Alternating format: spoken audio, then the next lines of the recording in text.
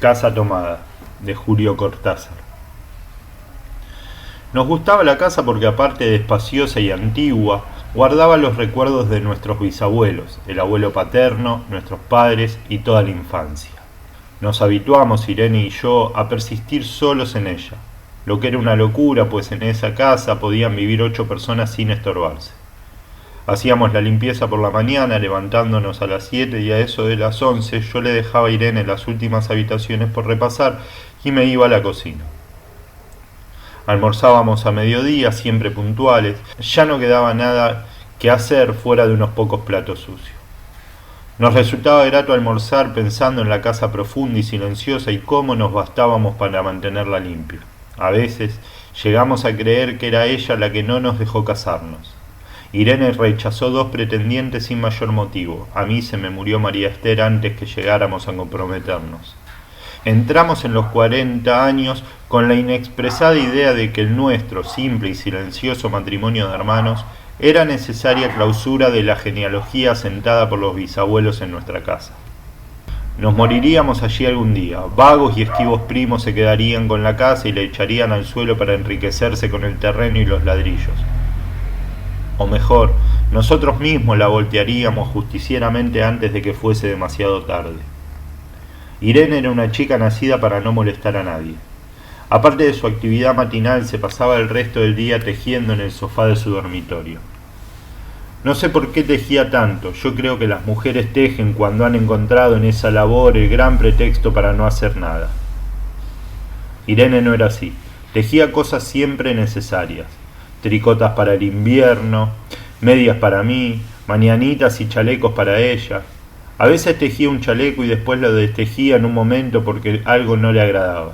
Era gracioso ver en la canastilla el montón de lana encrespada resistiéndose a perder su forma de algunas horas.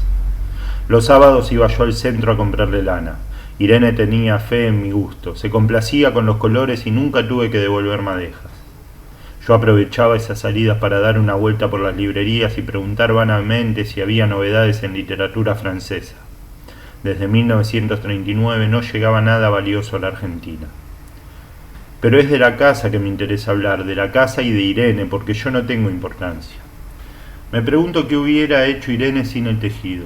Uno puede leer un libro, pero cuando el pullover está terminado, no se puede repetirlo sin escándalo. Un día encontré el cajón de abajo de la cómoda de alcanfor lleno de pañoletas blancas, verdes, lilas. Estaban con naftalina apiladas como en una mercería. No tuve valor de preguntarle a Irene qué pensaba hacer con ellas. No necesitábamos ganarnos la vida. Todos los meses llegaba la plata de los campos y el dinero aumentaba.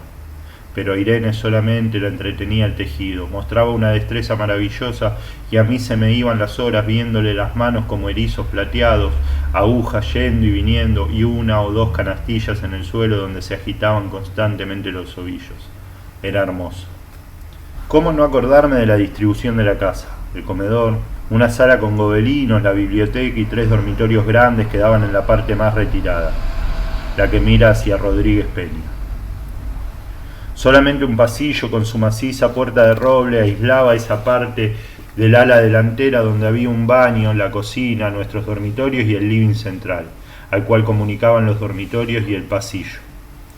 Se entraba a la casa por un zaguán con mayólica y la puerta cancel daba al living, de manera que uno entraba por el zaguán, abría la cancel y pasaba al living. Tenía a los lados las puertas de nuestros dormitorios y al frente el pasillo que conducía a la parte más retirada. Avanzando por el pasillo se franqueaba la puerta de roble y más allá empezaba el otro lado de la casa, o bien se podía girar a la izquierda justamente antes de la puerta y seguir por un pasillo más estrecho que llevaba a la cocina y al baño. Cuando la puerta estaba abierta advertía uno que la casa era muy grande. Si no, daba la impresión de un departamento de los que se edifican ahora apenas para moverse. Irene y yo vivíamos siempre en esta parte de la casa. Casi nunca íbamos más allá de la puerta de roble, salvo para hacer la limpieza, pues es increíble cómo se junta tierra en los muebles. Buenos Aires será una ciudad limpia, pero eso lo debe a sus habitantes y no a otra cosa. Hay demasiada tierra en el aire.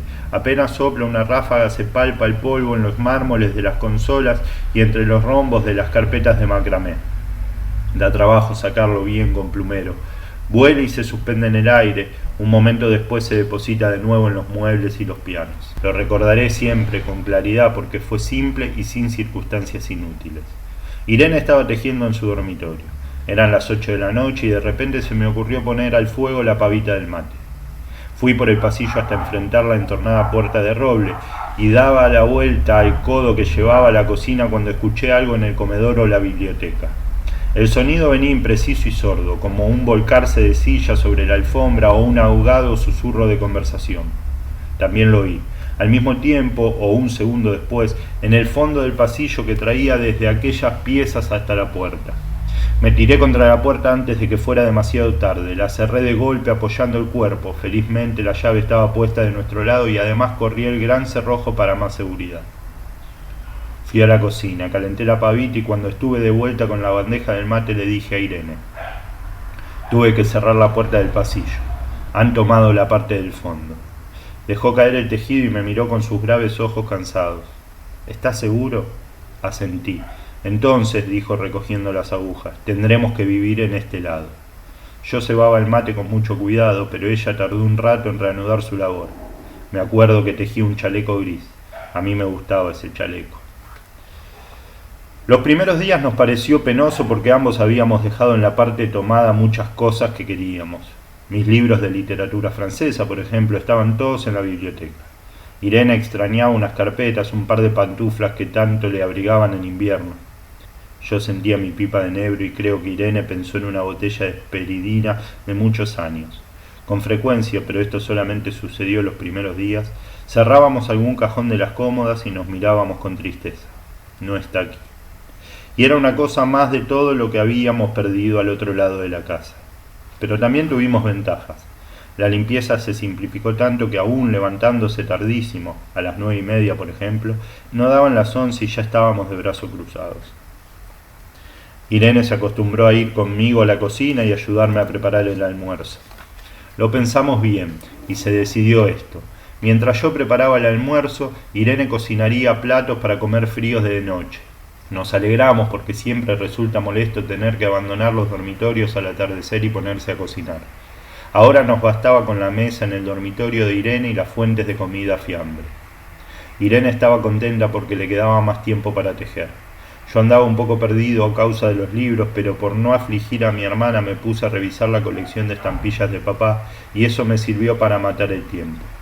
Nos divertíamos mucho, cada uno en sus cosas, casi siempre reunidos en el dormitorio de Irene, que era más cómodo. A veces Irene decía: fíjate este punto que se me ha ocurrido, ¿no da un dibujo de trébol? Un rato después era yo el que ponía ante los ojos un cuadradito de papel para que viese el mérito de algún sello de Eupen o Malmedy. Estábamos bien y poco a poco empezábamos a no pensar. Se puede vivir sin pensar. Cuando Irene soñaba en voz alta, yo me desvelaba enseguida. Nunca pude habituarme a esa voz de estatua o papagayo, voz que viene de los sueños y no de la garganta. Irene decía que mis sueños consistían en grandes sacudones que a veces hacían caer el cobertor. Nuestros dormitorios tenían el living de por medio, pero de noche se escuchaba cualquier cosa en la casa. Nos oíamos respirar, toser, presentíamos el ademán que conduce a la llave del velador, los mutuos y frecuentes insomnios. Aparte de eso, todo estaba callado en la casa. De día eran los rumores domésticos, el roce metálico de las agujas de tejer, un crujido al pasar las hojas del álbum filatélico. La puerta de roble, creo haberlo dicho, era maciza. En la cocina y el baño que quedaban tocando la parte tomada, nos poníamos a hablar en voz más alta o Irene cantaba canciones de cuna. En una cocina hay demasiado ruido de loza y vidrios para que otros sonidos irrumpan en ella. Muy pocas veces permitíamos allí el silencio, pero cuando tornábamos a los dormitorios y al living, entonces la casa se ponía callada y a media luz. Hasta pisábamos más despacio para no molestarnos. Yo creo que era por eso que de noche, cuando Irene empezaba a soñar en voz alta, me desvelaba enseguida. Es casi repetir lo mismo salvo las consecuencias. De noche siento sed y antes de acostarme le dije a Irene que iba hasta la cocina a servirme un vaso de agua. Desde la puerta del dormitorio, ella tejía, oí ruido en la cocina. Tal vez en la cocina o tal vez en el baño porque el codo del pasillo apagaba el sonido. A Irene le llamó la atención mi brusca manera de detenerme y vino a mi lado sin decir palabra. Nos quedamos escuchando los ruidos, notando claramente que eran de este lado de la puerta de roble, en la cocina y el baño, o en el pasillo mismo donde empezaba el codo, casi al lado nuestro. No nos miramos siquiera. Apreté el brazo de Irene y la hice correr conmigo hacia la puerta cancel sin volvernos hacia atrás. Los ruidos se oían más fuerte pero siempre sordos a espaldas nuestras. Cerré de un golpe la cancel y nos quedamos en el zaguán. Ahora no se oía nada. Han tomado esta parte, dijo Irene. El tejido le colgaba de las manos y las hebras iban hasta la cancel y se perdían debajo. Cuando vio que los ovillos habían quedado del otro lado, soltó el tejido sin mirarlo. ¿Tuviste tiempo de traer alguna cosa?, le pregunté inútilmente. No, nada. Estábamos con lo opuesto. Me acordé de los 15.000 pesos en el armario de mi dormitorio. Ya era tarde. Como me quedaba el reloj pulsera, vi que eran las 11 de la noche. Rodeé con mi brazo la cintura de Irene, yo creo que ella estaba llorando, y salimos hacia la calle. Antes de alejarnos tuve lástima. Cerré bien la puerta de entrada y tiré la llave a la alcantarilla. No fuese que a algún pobre diablo se le ocurriera robar y se metiera en la casa, a esa hora y con la casa tomada. Casa tomada, de Julio Cortázar.